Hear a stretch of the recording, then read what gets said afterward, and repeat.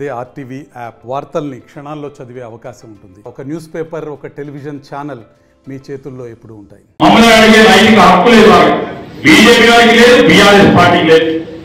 ఏ విధంగా మమ్మల్ని అడుగుతా ఉన్నారు, మైకులు పట్టుకొని మాట్లాడుతూ ఉన్నారు.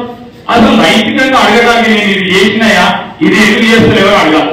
ఆ ప్రభుత్వాన్ని ఏర్పాటు చేయడానికి 45 రోజులు పట్టింది. మాకు 90 రోజులు అయితే ఇంకెందుకు చేస్తలేవాడు. అసలు ఆలోచన చేసి మాట్లాడుతాను, ఆలోచన మాట్లాడుతున్నాను. ఆర్థిక వ్యవస్థను కంపు పట్టించి, బస్సు పట్టించి, ఏది రంగం చూసుకున్నా అన్నింటి అప్పులు తీసుకొచ్చి దాన్ని సరిచేయాల్సిన బాధ్యత మా పైనది.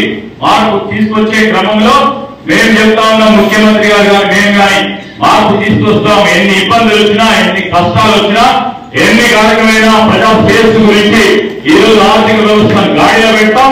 మేము ఇచ్చిన ప్రతి గ్యారెంటీని అమలు చేసిన తర్వాతనే 5 సంవత్సరాలకి తిరిగి ఇదే వేదిక ద్వారా మీ దగ్గరికి కాంగ్రెస్ పార్టీకి సంబంధించిన వచ్చి అడిగే ఓటు పరంగా అడుగుతా. అది ధైర్యంతో కాంగ్రెస్ పార్టీ మా నాయకులందరూ కూడా, ఇతర నియోజకవర్గాలకు సంబంధించిన మా మిత్రులు కూడా రేపు 5 సంవత్సరాల తర్వాత మేము ఇచ్చిన ప్రతి గ్యారెంటీని అమలు చేయకుంటుంటే ఓటు అడగబోము అని ప్రధాన మీటింగ్ లో కూడా చెప్పడం జరిగింది.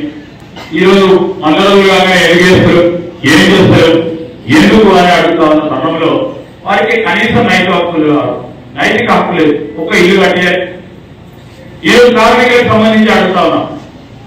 ఏమన్నారు వారు, మా నాయకుడు కేసీఆర్ గారు కానీ ఇప్పుడు బీజేపీకి సంబంధించిన వాళ్ళు వస్తుంది.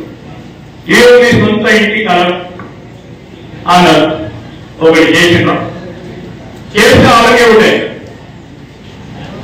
మీరేదో పేరు మార్పిడి గురించి మీ సింగరేణి బొగ్గుగల్ల మీద పేరు మార్పిడి గురించి మాట్లాడి చేసిన చేయాల్సిన బాధ్యతలో భాగంగా మేము చెప్తా ఉన్నాం.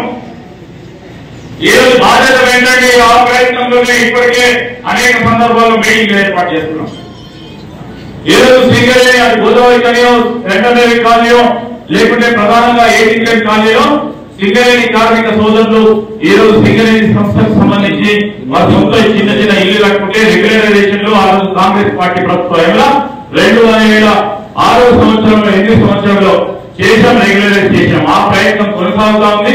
అతి త్వరలో వారి అందరికీ కూడా మరి భూములను రెగ్యులరైజ్ చేసే కార్యక్రమం చేసే నాయకత్వం అది తీరుతాం. ఎవరిని ఇబ్బందులు వచ్చినా ఆ చెప్పమని గట్టిగా 10 సంవత్సరాలు సమయం ఇచ్చింది. మీరు అందరూ ఇవి ఇచ్చారు, అదేవిధంగా ప్రభుత్వానికి ఇచ్చింది చేసిన కేంద్ర ప్రభుత్వం ఏదైనా కార్మికులకు సంబంధించిన స్వేచ్ఛ గురించి మాట్లాడినా బీజేపీ వాళ్ళు ఈరోజు మేము చేసి తీర్చి ముందుకు వెళ్లే కార్యక్రమాలలో ముందుకు వెళ్తాం.